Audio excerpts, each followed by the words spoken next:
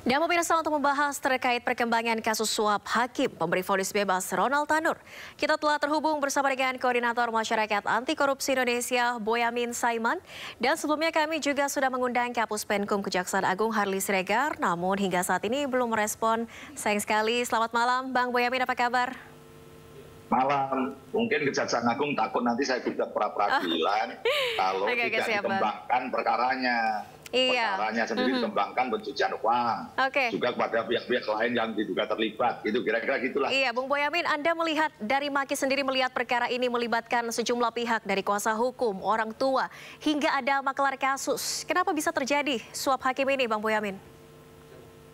Ya, satu lemahnya pengawasan, kedua ya pribadi orangnya itu yang tidak amanah.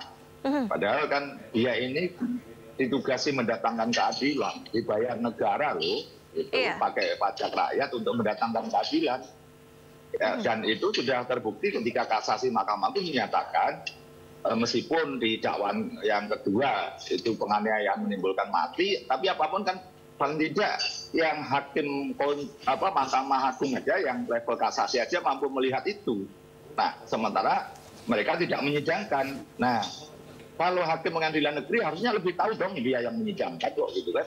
Dan ketika dulu alasan membebaskan itu kan macam-macam alasannya, bahwa terdakwa tidak tahu kalau si wanitanya itu terseret mobil, apalagi kelindes. Nah, itu kan suatu yang menurut saya mengada-ada gitu loh. Rekaman CCTV juga ada kok. Dan waktu itu kan bersama dia gitu. Masa seorang pacaran gitu nggak sadar bahwa wanitanya tertinggal atau kelindes itu, terus dia tidak peduli, harusnya menolong misalnya, kan begitu kan. Dari logika-logika yang bisa dibangun oleh hakim, nampaknya itu diabaikan semua ya. Jadi ya, oh ternyata sekarang ketahuan ada dugaan ini kan, meskipun belum dinyatakan diputus pengadilan loh ya, tapi kan ada sangkaan dan ada tertangkap tangan, dan ternyata ada ini makelar kasusnya, bahkan duitnya di rumah 1 triliun gitu kan. Hampir 1 triliun. Dan ini bukan, saya tidak setuju kalau dia dianggap sebagai menembak di atas kuda. Kalau menembak di atas kuda itu sekali 2 kali menipu orang nggak percaya lagi. Sampai mendekati 1 triliun ya berarti dipercaya, berarti dia just pleng kalau minta tolong dia gitu. Nah, itu setidaknya dari perjalanan dia pernah ikut kemana-kemana, nampaknya dia posisinya udah pensiun pun masih terpok dengan orang-orang petinggi Mahkamah Agung gitu loh. Jadi ini banyak hal yang harusnya oleh penyidik digali, bukan hanya sekedar perbuatan, tapi pihak-pihak lain yang berpotensi untuk diduga terkait, apalagi terlibat gitu. Uang itu kan ada 2 rumusan. Kalau Pak Mahfud katanya titipan orang-orang yang belum dicairkan, kalau mungkin oknumnya nunggu pensiun baru diambil gitu. Tapi kalau saya punya rumus yang lain.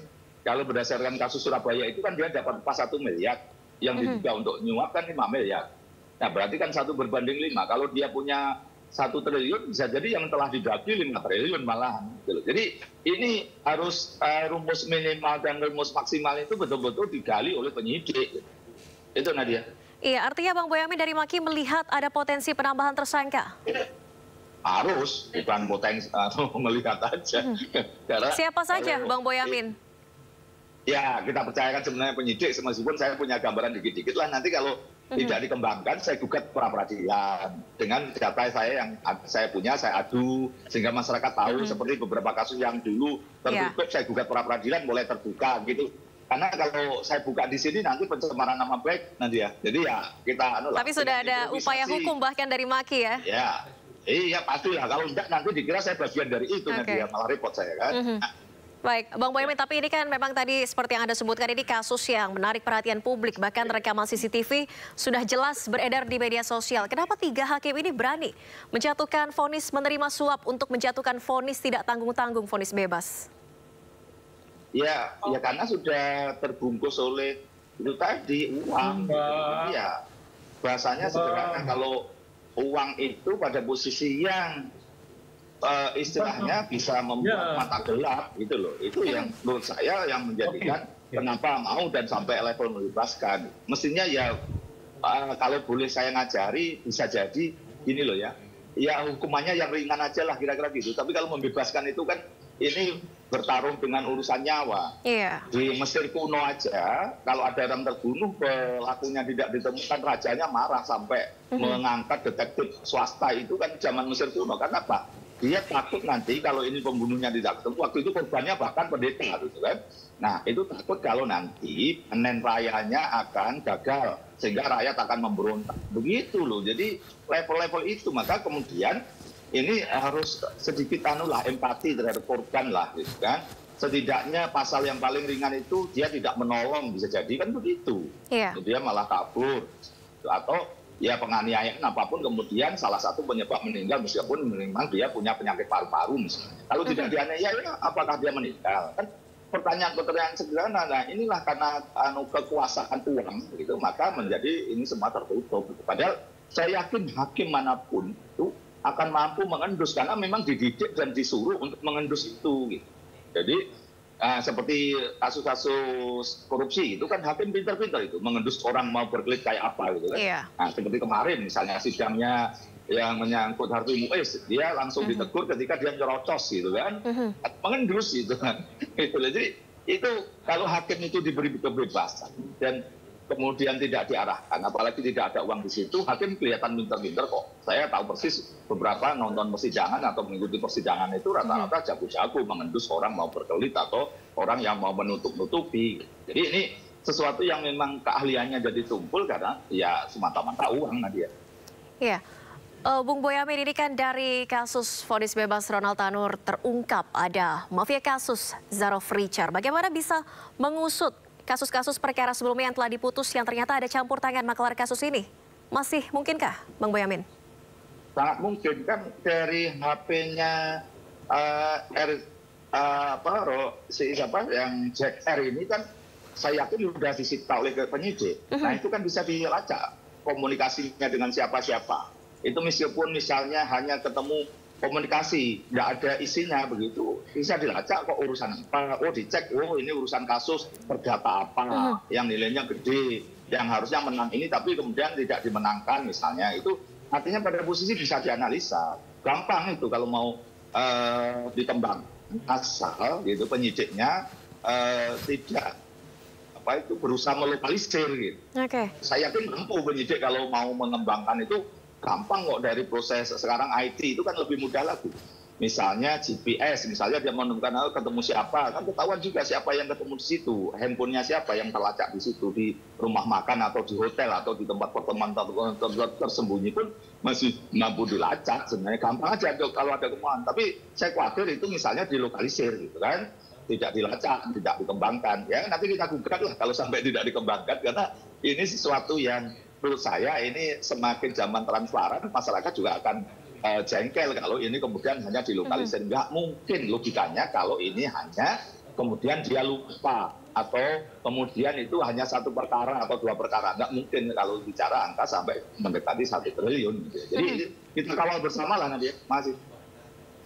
Iya, Bang Boyamin, di mana menurut Anda celah yang bisa diperbaiki untuk menghapus, memberantas adanya maklar kasus ke depannya? Ya tetap pertama saya setuju kalau gaji hakim itu dinaikkan karena memang sudah 12 tahun tidak naik itu tapi nomor 29 lah. Tapi sebenarnya satu persoalan itu kan keteladanan kalau saya sepanjang pimpinan Mahkamah Agung itu memberikan keteladanan, empati terhadap orang miskin, tidak bergaya hidup mewah, tidak main golf yang kemudian diketahui masyarakat. Saya kira itu nanti juga akan jadi pembelajaran bagi semuanya untuk mendatangkan keadilan. Ini memang kita masih jauh dari itu, tapi ya harus kita upayakan terus-menerus dan kemudian Komisi Yudisial itu harus dikembalikan kewenangannya untuk mengawasi secara lebih ketat seperti dulu karena dia apapun amanat Undang-Undang Dasar 45 KY Komisi Yudisial ini harus kita perkuat lagi karena dalam 2 periode ini seperti agak mandul gitu.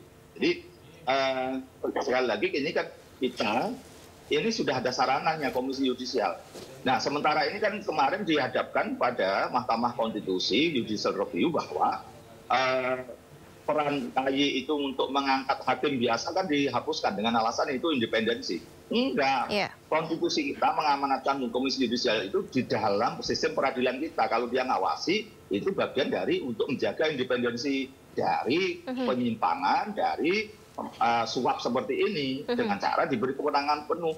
yang salah itu kalau misalnya DPR atau Presiden mencampuri hakim, itu nggak boleh. Tapi kalau KAY, Komisi Yudisial, boleh. Karena memang kita menugaskan di situ. Jadi kita tugas yang paling sederhana ke depan, memperkuat Komisi Yudisial yang pada posisi yang bisa menjadikan treatment bahwa dia mampu mengawasi dan memberikan sesuatu yang diberi kewenangan lebih banyak lah. Misalnya menghukum atau tanda kutip kalau sudah ini nanti bentuk majelis kehormatannya atau panel hakimnya itu Mahkamah Agung pada posisi mengikuti KY. Sementara ini kan kadang-kadang rebutan gitu. KY Komisi Yudisial mengurusi, terus tiba-tiba biar enggak terus kemudian badan pengawasnya Mahkamah Agung cepat-cepat ngurus dengan cepat diselesaikan sehingga KY seperti tidak bisa berbuat apa-apa lagi. Jadi semestinya seperti ini. Polisi, jaksa, KPK itu kan saling menjaga kehormatan masing-masing dengan cara kalau sudah polisi nangani, maka KPK tidak nangani, jaksa tidak nangani. Mestinya kan begitu. Sepanjang KY sudah mengurusi itu, maka Badan Pengawas MA tidak boleh dan nunggu KY. Kan kadang-kadang malah kayak cepet-cepetan gitu. Jadi ini yang menurut saya butuh kebesaran hati Mahkamah Agung untuk juga menghormati Komisi Yudisial untuk apa? Untuk kebaikan Mahkamah Agung sendiri. Sehingga tidak ada jebol kayak begini. Ini kan mohon maaf, malu semua kan ini insan pengadilan, insan Mahkamah Agung atas kejadian JR ini.